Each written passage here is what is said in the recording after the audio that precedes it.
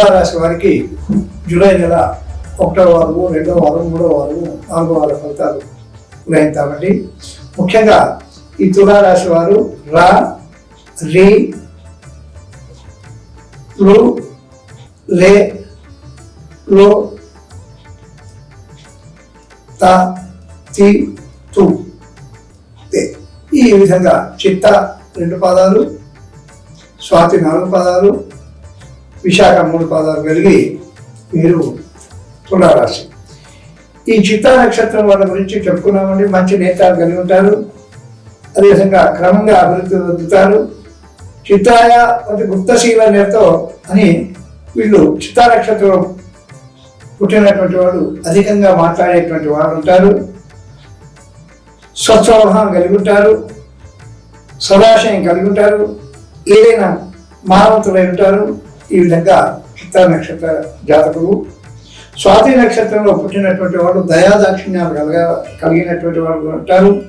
ధర్మబుద్ధి ఉంటుంది, ఇంద్రియ నిగ్రహం ఉంటుంది, పరులను నొప్పించే స్వభావం ఉండదు వీడికి.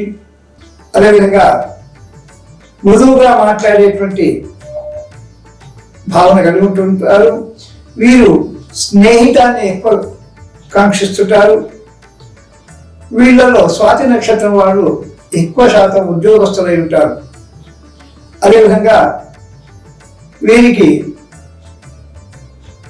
స్వాతి నక్షత్రంలో పుట్టినటువంటి వాళ్ళు దేవబ్రాహ్మణులందు భక్తి, స్వామీజీలందు ఆధ్యాత్మిక కార్యక్రమాలందు వీరికి దయాగుణం ఉంటుంది. అయినా ఉత్తమం క్షణకోపశాన్ని క్షణమైనటువంటి కోపం కూడా ఉండేటువంటి లక్షణాలు ఉంటాయి.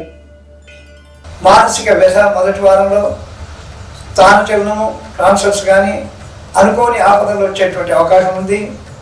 వీరు వాహన ప్రమాదాలకు గురి అయ్యేటువంటి అవకాశం మెండుగా ఉంది. కాబట్టి వీరు ఎప్పుడైనా వాహనాలపైన వెళ్ళేప్పుడు, ఇంట్లో నుంచి వెళ్ళేప్పుడు వీరు ఆపదాం అపహర్తారం దాతారం సర్వసంపదాం లోకాభిరామం శ్రీరామం భూయో భూయో రమామ్యామని మంత్రం చెప్పుకున్నట్టయితే సరిపోతుంది.